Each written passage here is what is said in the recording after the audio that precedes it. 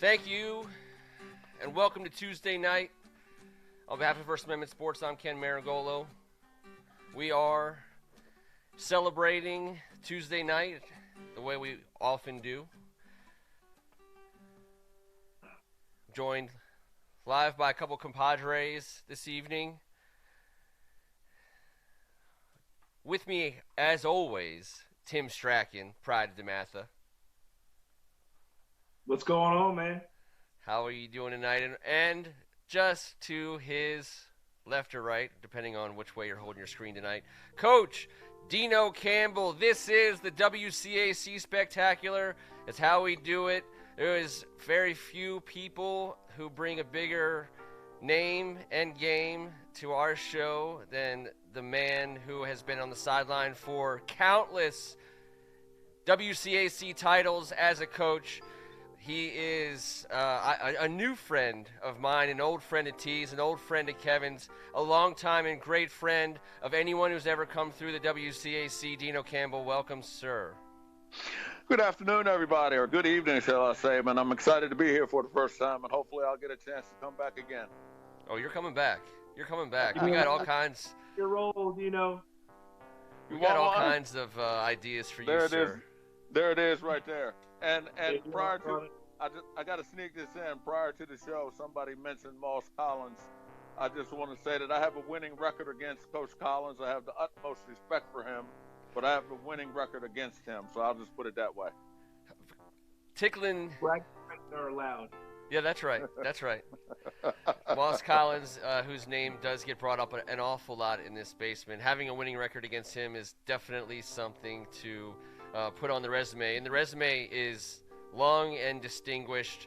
33 out of 33 of the last 35 years on the sidelines at DeMatha, 2 at St. John's, back with Coach McGregor this upcoming season. I know there's a lot of people, and I'll kick it over to T here for a second, because people have a hard time thinking about you in any other way than in the blue and red, and I know that's how T feels. Yeah, Coach, it's great to have you back. I know you had to take a little stint over there at St. John's, and that's fine. Thank you for it. But you're back where you're supposed to be, man, back with you and Bill, and you got the band back together, bro. Yes, we do. I have to say something about St. John's real quick. I had a wonderful experience at St. John's. I couldn't thank the guys there enough. I had a great opportunity to coach some great football players there. And I wish them nothing but the best. But it's nice to be home. It's nice to be back with Bill. I'd worked with him 25 years prior to him leaving. It's been a great experience working with him, and I'm excited to be back with him along with some guys that I brought back. Coach, you know, someone who's seen as much as you have, we certainly can't do what we're doing this week without talking to you. And what we're doing this week is preparing for the Chase Young era in Washington professional sports. And we can't tell that story without you. You were his defensive coordinator. You know a lot about him. And part of what we're doing, Coach, just so you can help us, do this, is make the Redskins fans understand who it is we're getting. And let's let it come from your mouth before it comes from mine or T's. The Redskins couldn't ask for anything better than this, could they? No, I mean, I've got all kinds of stories I could tell, but I'll give you one. This is at the tail end of his career. Actually, football was over, and I could tell you more, but football season's over, and Chase comes up and he says, you know what, Coach, I think I'm going to run track. And we got to talking and et cetera, and I had heard it actually through some other people and went and saw some about it. And he decided to go out and run the 100 meters. And the reason he did that was just to get himself better. He thought that he needed to be faster. He went out and did that. I'm not sure if he ever ran in an actual meet, but that really doesn't matter. He was at practice every day. He worked out with the track team every day. As far as football part of it goes, Chase obviously was never going to be on the scout team. But every time I looked up, I look out on the field, and he's running the scout team defense. He's, we're trying to kick him off the field. I look up and he's out there running after the first team quarterback, or I look up and he's running down on the scout team kickoff. The kid, he's just relentless and he loves football. And that in itself, coupled with his talent, is going to take him a long way. Dino, we had Coach Loxley on last week, and we asked him point blank. He's put like 94 guys into the NFL. I said, what's a distinguishing characteristic of those 94 guys? And he said they're all talented, but it's the guys who are that talented and work harder than everybody else on top. And it just seems like Chase fits that bill. There's no doubt. I mean, with all the recruiters I get a chance to bump into, over the years, it's kind of matriculated to the one question they ask a lot. It's a common question and it's very simple: is does the kid love ball? And that's basically what they ask. And Chase loves ball. I mean, he eats it, he drinks it, he sleeps it, and he's good at it. And the amount of work that he puts in, the hours that he puts in, is all going to pay off. If Chase stays healthy, and God, we hope that he does. You never know in the NFL, in any sport. But if he stays healthy, he's going to have a 10 or 12-year stellar career, and he's going to be one of the top defensive ends of his era. There's no doubt in my mind. Hey, Coach. Go ahead, T. Speaking of a technical standpoint, I mean, I know you love to get on the whiteboard and draw things up, but talking about his technique and what he brings with more football, what is it that makes him special? Well, quite honestly, probably one of his biggest attributes is his first step. He gets to the edge as fast as anybody I've seen at the high school level. At least kids that I've coached, and I've coached some great ones, going all the way back to Cam Wake. And his first step gets him in a position to where he's in a winning position. Then he plays with great leverage. And then over the last 3 years, he's really gotten really good with his hands. His hands are really good. He puts his hands in spaces where it puts the offensive tackle in tough scenarios. He's got long arms to contribute to that, will help with that type of scenario. And so those things in itself, he plays with great balance. He plays with intensity. All the things that you want in a first-round draft pick. I kind of, just looking ahead when he was in high school, I've seen enough NFL players at the high school level to kind of project that, I think this kid, has got a shot one day. I didn't know, what level it would be or what. And then, he ends up at Ohio State. And then by the end of his sophomore year, that he's going to be, I just call it a first-day draft pick. Him rounding out into potentially the second pick in the draft is phenomenal, and it's a credit's all due to him and the hard work that he puts in. We've already said on this show that he's the number one player in this draft, Joe Burrow aside, only because they need a quarterback so bad, they're going to take Joe Burrow. There's no doubt in my mind. Chase Young is the best in this draft. In my opinion, there's no doubt about it. I mean, if you go back and look at the film, obviously near the end there, the last couple games, Wisconsin, their actual snaps, where they got 3 guys trying to block them. And the reason for that is the first time that they played against Wisconsin, there's a play that sticks out in my mind. I want to say he was playing the right defensive end, and they tried to single block him with a tight end.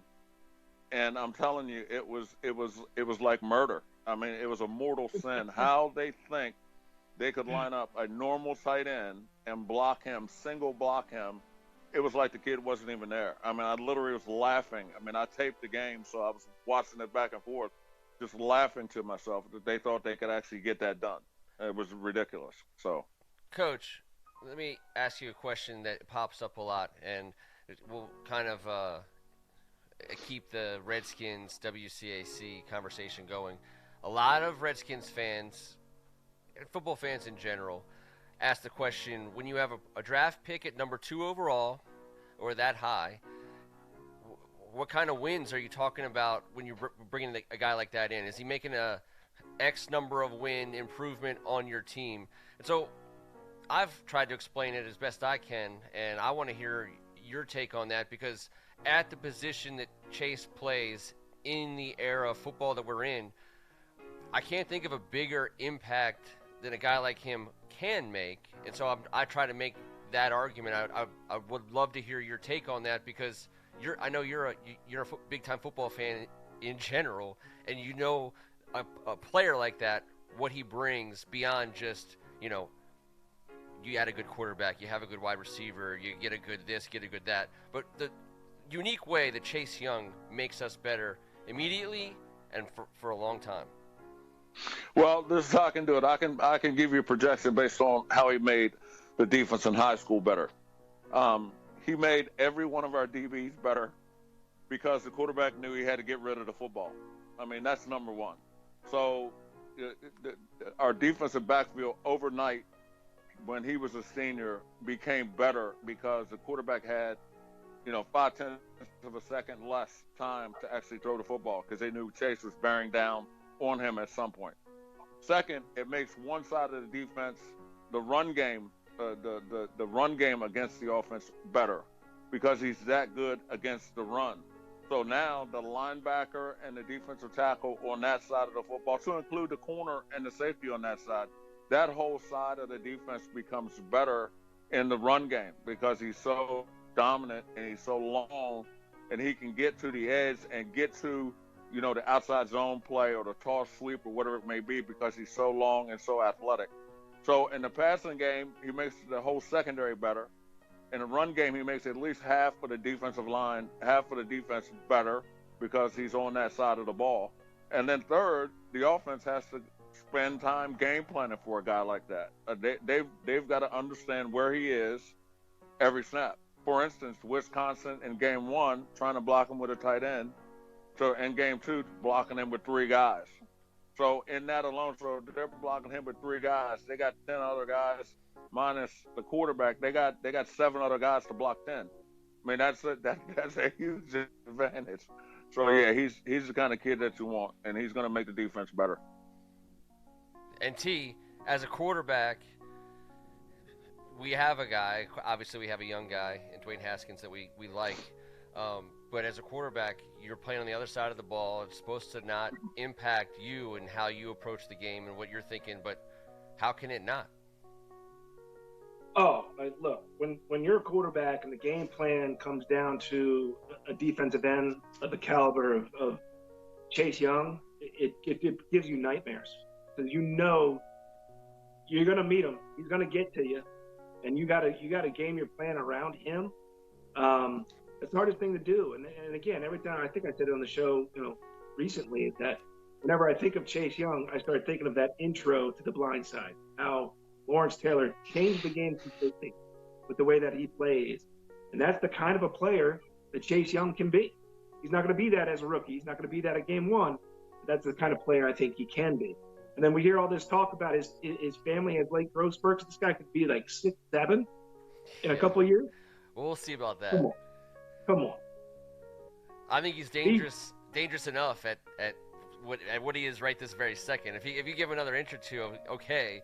But I mean, to Coach's point, T, I mean, he's long. He's long right now, and length at the professional level, when we talk about basketball and football specifically, especially when he's on the end, he's automatically covering extra ground that other guys can't cover. And if he has a quick first step, then he's covering twice as much ground that no one else is covering at that exact second. I have a good friend named Rhett, everybody, and he lives in the neighborhood, and he's fixated on potentially a different kind of player in the first round, and I keep trying to convince him that with Chase Young, you are getting wins right away, and you're getting a player who does make other people better, and people get tired of hearing that. I know Redskins fans have gotten tired of hearing about players who make other people better because the Redskins haven't been better. Chase Young makes them better. Listen to Coach Campbell, what he said just now. And we've been talking about this for years. Every time we lead up to the draft, you get guys in the draft, especially on the defensive line, our Jonathan Allens, Paynes, and a Chase Young, because it automatically makes your sort of okay defensive backfield a lot better. A lot better. Guys like Kendall Fuller back, WCAC, thank you very much. I mean, he's automatically going to make this. Only T, that's all right. You're coming in and out there a little bit, but we got the point. How about this? Let me ask Coach Campbell. Let's get him back talking a little high school football. You're going back to Hyattsville. What's your first? What where are you visiting around campus first? What do you miss the most going back to wearing that shirt with the DM on it? Quite honestly, it was just sitting in Bill's office and shooting the breeze. I mean, I'm one of those kind of guys that like to sit around and talk football, and then I meandered over to the weight room and watch the kids work out, and at that point, now it's just time trying to figure out what we can do. I mean, you try to figure out your personnel, and then try to figure out what you're going to try to run defensively based on the kids you have coming back. So we've been having Zoom meetings with the kids twice a week defensively. So we'll get the front 6 kids together on Wednesdays for about a 45-minute session on Zoom, and then we'll get the back 7 or 6 kids, 5 kids together on Mondays for about a 45-minute Zoom session, and we're installing the different fronts and schemes that we're going to play, and then hopefully, this stuff will. I don't even know the phrase to use. We'll get to a point where we can actually get together as a team again and start doing some things on the field. But no, it's just the camaraderie of being back at school and being home and sitting down with Bill and the rest of the guys and kind of kicking around and trying to figure out how to win another championship.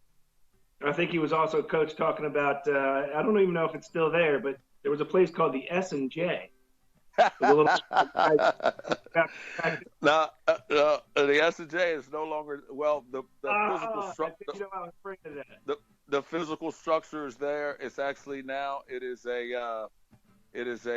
a small Mexican eatery, and Bill and I have actually tried it out. It's really good. We'll find out.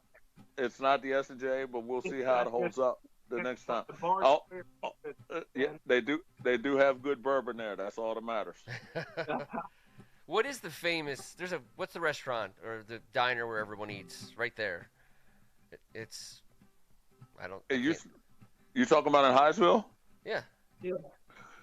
Oh well, it used to be the S&J. That's where we used to go. I don't know which other one you're talking about. I thought there was a famous restaurant right there by campus, but maybe. Well, Lido's. You're talking about Lido's. I do love me some Lido's. Yeah. Or Bentley's. Lido's, Bentley's, or the VU. The VU is no longer there. The VU is definitely no longer there. I believe I paid 50 cents for a pitcher of cold beverage at the VU at one point in time. That was my whole of establishments in Hyattsville right there. Yeah. That's nice. Coach, so we'll do fine with that. Yeah, go ahead. I was going to say, you had me thrown there in this era that we live in where our kids are doing Zoom meetings. No matter really what grade they're in these Zoom meetings all day long. It's crazy. Yeah. But that turns us parents, more so my wife, the hero of the story, into a teacher. Of all these subjects and all of these grade levels, and so I can only imagine kids who can't be on the field with you, can't get you. I've been at a whiteboard with you. There's something lost if you're not standing next to Deno Campbell when he's on the whiteboard. And are these parents are they assistant teaching, assistant coaching now? I mean, are they on the staff? I mean, basically they're employed now. They got to help these kids read that playbook. That was probably written, when would Bill first write that, 78 years ago, something like that? I forget how many years it was. I can't imagine. It is. I truly hope that the parents that are tuned in, because they need to be right now. I mean, these kids are probably clawing at the walls to, get out and work out and do those things. I mean, as of August 9th, which was last week, we were supposed to be on the field twice a week for 2 hours a day. Offense on one of those days and defense on the other, and the recruiters are going to be there and colleges were free to come, and those kids are missing out on that opportunity right now, and they've got to have something to kind of get that energy burn up. So I know the kids. I mean, I can hear them in the Zoom meetings. They're not excited, and if I were them, I wouldn't be excited either because they want to be on a field. So hopefully the parents are kind of picking up the slack there and doing what they need to do to help them get through this craziness. I have a daughter. She's a sophomore at Elon. She's been home for over a month now. I mean, doing online classes and all that stuff. So it's tough for everybody. You getting in on that? Are you assistant? I mean, you're basically, that means you're teaching college level courses in your house right now. That's what that means. Nah, that is what it means. My daughter's extremely independent, and if I stick my head in and try to help her, she wants to hit me with a ruler or something. So I just leave her alone, let her do her thing. She's smarter than I ever was, so I'll just let that go. First Amendment Sports just gave you an honorary degree. We're going to call you Professor Deno from now on. I'm smarter for having known him. I know Kevin Ricca, who we can send a shout out to for not sitting in on this one tonight, Coach. He learned a lot from you in a moment or two on the whiteboard, if I'm not mistaken. But T, I'll give you a last out here. Look, Deno, you've coached a lot of great players. I know our Skins fans are looking forward to the moment when the Skins pick Chase Young. I tried to use my dematize and get Ellis and Anthony McFarland to join us on Thursday night, but they obviously, being in the draft themselves, they're not doing any media requests. We will have them on hopefully after the draft. But those guys all played with each other. That's the kind of team you were coaching, and that's the kind of talent you coach in the WCAC. You've done it year in and year out, man. You're an inspiration to me, and you're a great friend, and it's great to have you back at the mat doing this. Keep on doing this, man. Again, man, I appreciate it. And anytime you guys feel the need to have me come on and tell some fish stories and some lies about something, I'm more than happy to do it. Hey, Coach, thank you so much for being here with us this night. And obviously, it goes without saying that we want to have you back as soon as humanly possible. We appreciate you. I know so many people around the WCAC hear your name and just know that what it means and what goes into that and all the hard work and the many, many years that you've poured into this conference. So from a Mustang, obviously. Let me throw this out real quick, Okay. and this is not a pat on the back, but I want to say congratulations to all the members who are supposed to go into the Maryland State High School Coaches Association Hall of Fame this weekend.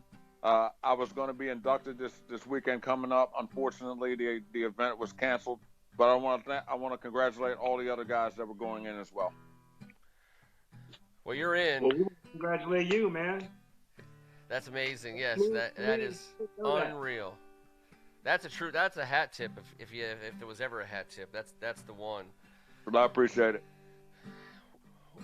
Well, Coach, we will get you back on here, and hopefully we'll be talking about one of your former players wearing burgundy and gold. I think that's what just might happen.